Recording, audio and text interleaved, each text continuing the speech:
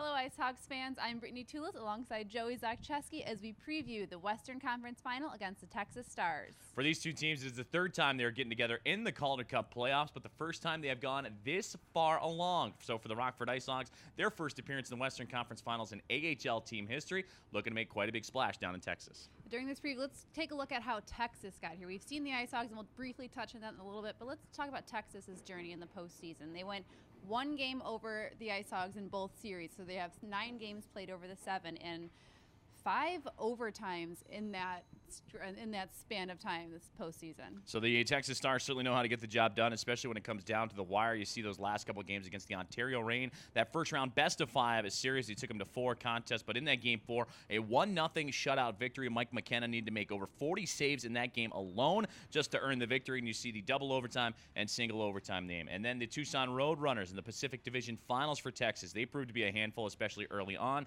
You see that overtime game in game 1 as well as game 3, and of course, why not a big surprise there? It takes overtime to decide a Game 5 winner. So for the Texas Stars, they have taken a bit of a hard path to get to this point, but certainly have gotten the job done. A 7-2 record for them coming into the playoffs, where the IceHogs remain 7-0.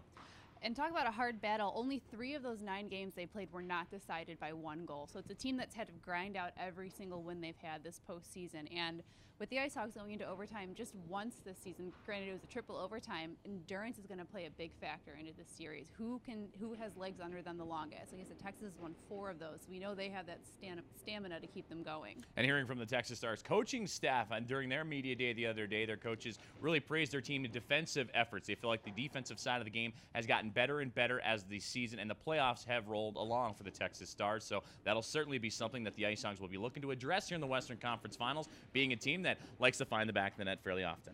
Oh, yeah, and like I said, they are the only team in the postseason. Granted, there's only 4 teams left that have 0 losses. They've swept both series so far, and they've put up some solid goals with a plus 16 goal differential in this postseason. And then, of course, the Rockford IceHogs, they are looking to continue on this hot path, starting with Game 1 coming up this weekend down in Cedar Park, Texas. But they know they're going to have their hands full, but they're going to look to ride back on their momentum from previous series against Chicago and Manitoba.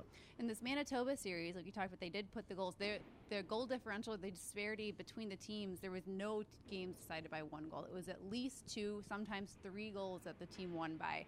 The Chicago was a little closer, but they didn't really have to grind as much out as the Texas Stars did. Like I said, when that third period, half of the second period came through, it was like, oh, this is another IceHogs game that they're taking. So they definitely need to bring that momentum with them into this upcoming series. So let's take a look at the leading scorers of the postseason. And, of course, no surprise here for the Rockford IceHogs. You see Christy Domenico and Adam Clendenning helping lead the charge. Victor Agel, he's come up with a couple of big multi-point games here in recent history. He is shot up among the top 3. Of course, Cody Franson, and the list goes down further and further along for the Rockford IceHogs. But for Christy Domenico and Adam Clendenning, really the offense surrounds them. They're going to need to have a big series, especially here in game number 1.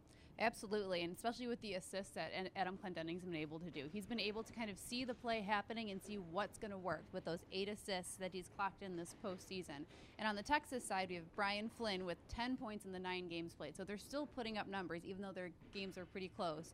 Curtis McKenzie, Travis Morin with 6 points, and also he's leading the team in penalty minutes with only 12 minutes. So Texas takes a significantly less amount of penalties than the 2 teams the IceHogs had seen already. And you touched upon Adam Clendenning. A majority of his points, as well as Christy Domenico, have come on the power play. So we know that special teams will be coming at a premium for both clubs here in this head-to-head series. You talk upon Brian Flynn, Travis Morin, all of them veteran performers for this Texas Stars team, especially Travis Morin. He's the only original star from their inaugural season back in 2009, helped them win a Calder Cup championship in 2014, so they have a lot of experience to lean on in that Texas Stars locker room.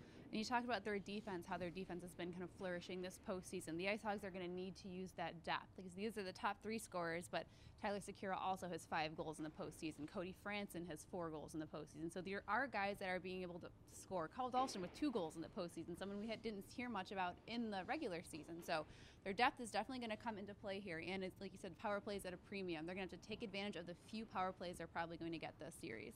And then taking a look at the schedule and how things are going to break down between the 2 clubs. Of course, the IceHogs on the road, the lower seed in this head-to-head series. Game 1 on Friday, Game 2 on Sunday, before everything comes back to the BMO Harris Bank Center.